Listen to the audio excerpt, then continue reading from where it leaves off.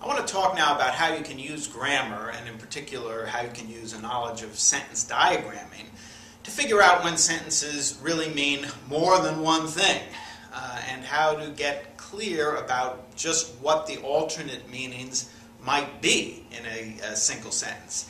And to do this, we'll look at a sentence in the Constitution of the United States, a somewhat modified version of Article 1, Section 8, to show how a knowledge of grammar can help you understand ambiguities that are built into certain sentences.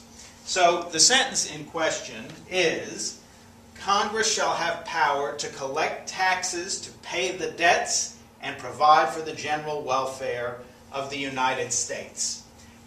Okay, now that sentence can mean, as we're going to see, two things, and it depends on what we do with this stuff down here. Now, what's clear, first of all, is that Congress is the subject, shall have is the verb, power is the object, the direct object, what is had, power. And it's also clear that that this power is the power to collect taxes. So this infinitive phrase, to collect taxes, is certainly functioning as an adjective to modify power. What kind of power? The power to collect taxes. That's what kind of power. So this is an adjective. And now the way it's diagrammed here, everything else, these infinitive phrases, to pay debts and to provide for the general welfare, these are functioning, as the diagram shows, adverbially. That is, they are saying why these taxes may be collected. Why may, and that's an adverb question, right?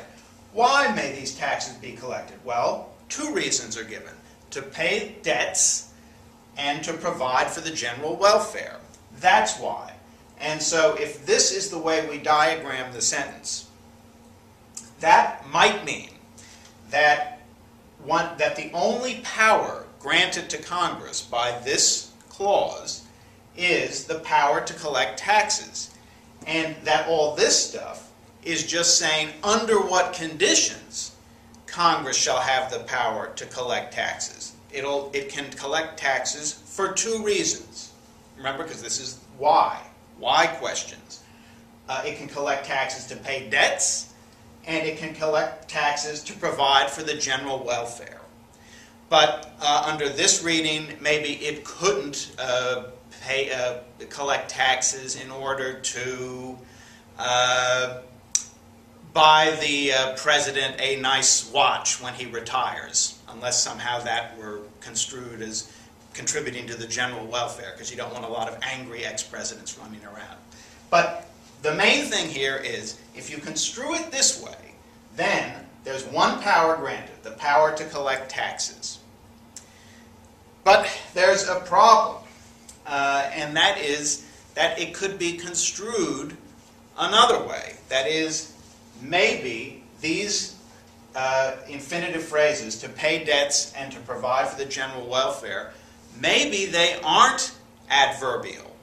And we can see this if we rediagram it in the other way that one could diagram this sentence. You can try and figure out what that would be while I'm doing it here. So if we have to get a little bit fancy here,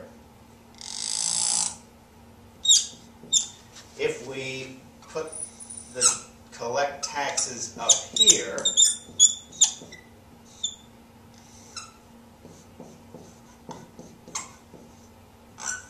now what I've just done here, I haven't changed what this to collect taxes is doing. It's still functioning adjectively. It's still answering the question, which power? The power to collect taxes. That's which power. So that's the same. But what I have done here is altered the diagram to make these two infinitive phrases just like this one. That is, instead of having these two infinitive phrases functioning as adverbs saying why these taxes can be collected, now they're functioning as adjectival phrases, listing now three different powers. The power to collect taxes, the power to pay debts, and the power to provide for the general welfare. That's three powers instead of one.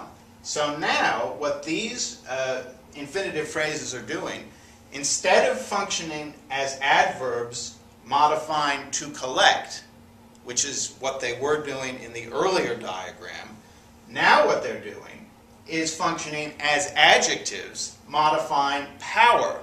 Instead of answering the question, collect taxes, why, they're now answering the question, which power? And now we have three powers: the power to collect taxes, the power to pay debts, and the power to provide for the general welfare.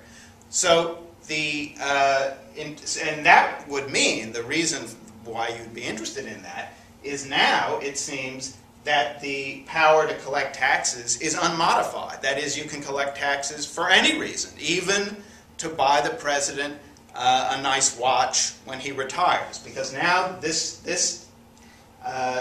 right seems to be absolute. There's no modifications.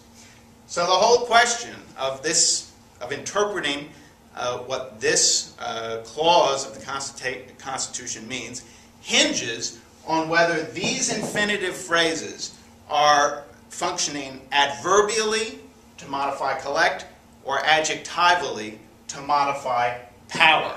And you thought grammar wasn't important.